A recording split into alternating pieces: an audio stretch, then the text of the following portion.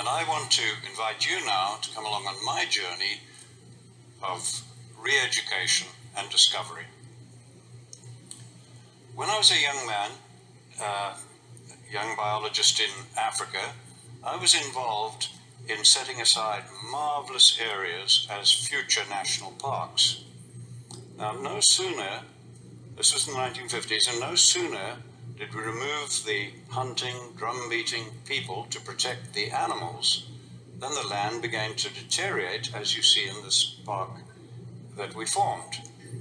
Now, no livestock were involved, but suspecting that we had too many elephants now, I did the research and I proved we had too many, and I recommended that we would have to reduce their numbers and bring them down to a level that the land could sustain.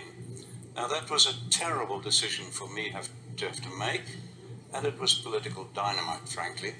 So our government formed a team of experts to evaluate my research.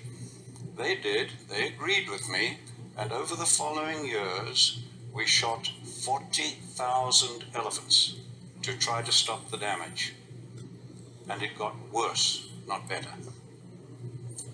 Loving elephants as I do, that was the saddest and greatest blunder of my life, and I will carry that to my grave. One good thing did come out of it. It made me absolutely determined to devote my life to finding solutions. When I came to the United States, I got a shock to find national parks like this one desertifying as badly as anything in Africa. And there'd been no livestock on this land for over 70 years. And I found that American scientists had no explanation for this except that it is arid and natural. So I then began looking at all the research plots I could over the whole of the western United States where cattle had been removed to prove that it would stop desertification. But I found the opposite.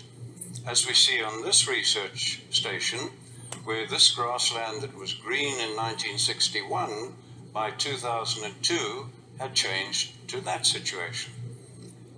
And the authors of the position paper on climate change, from which I obtained these pictures, attribute this change to unknown processes.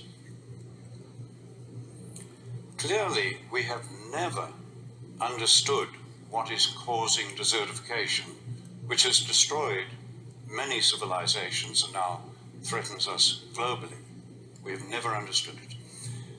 Take 1 square meter of soil and make it bare like this is down here, and I promise you, you will find it much colder at dawn and much hotter at midday than that same piece of ground if it's just covered with litter, plant litter. You have changed the microclimate.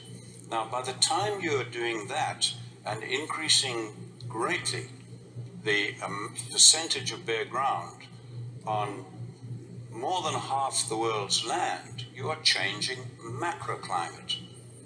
But we have just simply not understood why was it beginning to happen 10,000 years ago? Why has it accelerated lately? We had no understanding of that. What we had failed to understand was that these seasonal humidity environments of the world, the soil and the vegetation, developed with very large numbers of grazing animals.